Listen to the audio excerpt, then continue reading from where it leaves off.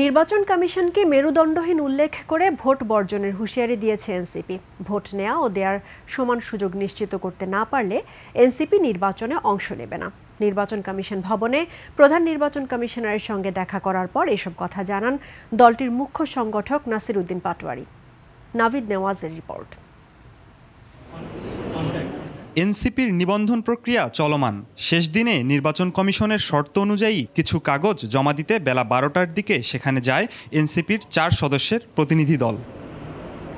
পরে প্রধান নির্বাচন কমিশনারের সঙ্গে বৈঠক করেন দলের প্রতিনিধিরা। ঘণ্টাব্যাপী বৈঠক শেষে সাংবাদিকদের সাথে কথা বলেন এনসিপি নেতারা। সে সময় কমিশনের বিভিন্ন বিষয় উল্লেখ করে সমালোচনা করেন এনসিপির মুখ্য সমন্বয়ক। আমরা গত 15 বছরে ভোট মানুষ দিতে পারে নাই, আর এখন যদি কেউ ভোট নিতে যায় গণতান্ত্রিক প্রক্রিয়ায়, সেই প্রক্রিয়া তারা বাধাগ্রস্ত করছে। 1 নম্বর, ইলেকশন কমিশন যে একটা মেরুদণ্ডহীন, সেটা আস্তে আস্তে প্রকাশ পাবে আপনাদের সামনে ইনশাআল্লাহ। দলীয় প্রতীকের বিষয়ে তারা জানান, নিবন্ধনের পরই দলীয় প্রতীক নিশ্চিত করবে ইসি। জুলাই সনদের আলোকে পুনর্গঠন প্রক্রিয়া শেষে আগামী নির্বাচন অনুষ্ঠিত হবে বলে মন্তব্য এনসিপি নেতাদের। আমরা যখন দরখাস্ত দিয়েছি, আমরা শাপলাকেই আমাদের প্রতীক হিসাবে চাওয়ার জন্য দরখাস্ত দিয়েছি, এবং আপনারা জানেন প্রতীকটা বরাদ্দ হয় যখন নির্বাচন কমিশন নিবন্ধন সার্টিফিকেটটা দেয়।